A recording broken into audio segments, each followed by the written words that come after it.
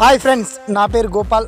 మీరు చూస్తున్నారు థింకింగ్ వే YouTube channel. మొత్తంలో ఇవాళ రైతు భరోసా పేమెంట్ గురించి రాష్ట్ర మంత్రివర్యులు తుమ్మల నాగేశ్వరరావు ఒక కీలక అప్డేట్ ఇచ్చారు. మొత్తానికి రైతు భరోసా పేమెంట్ ఏ తేదీ నుంచి రిలీజ్ చేయబోతున్నారు, అలాగే ఎన్ని వేల కోట్లు అవసరం ఉంటాయి, ఎంతమంది రైతులకు ఈ రైతు భరోసా పేమెంట్ విడుదల చేస్తున్నాము, అలాగే దీనికి సంబంధించి ఇంప్లిమెంట్ ఎప్పటి నుంచి చేస్తారు, ఆ పర్టికులర్ డీటెయిల్స్ లైవ్ ఇన్ఫర్మేషన్ అందజేస్తారు. ఆ లైవ్ డీటెయిల్స్ ఏంటో మనం షార్ట్ అండ్ క్లియర్ కట్గా తెలుసుకుందాం, ఓకేనా?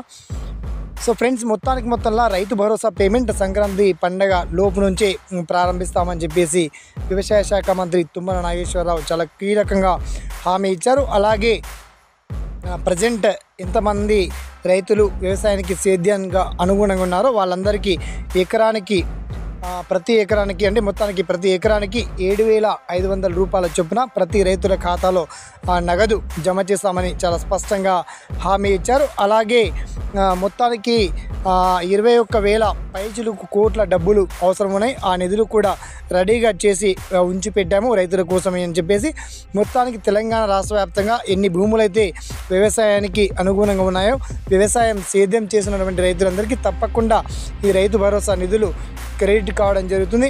ఆరోహణ అవరోహణ క్రమంలాగా చిన్న నుంచి ఫస్ట్ ఎకరం నుంచి మొదలుకొని ఇలా 5 acres 10 acres తర్వాత 10 acres పైబడి ఉన్నటువంటి రైతులకు కూడా ఇచ్చేటువంటి ఆలోచన చేస్తున్నాం.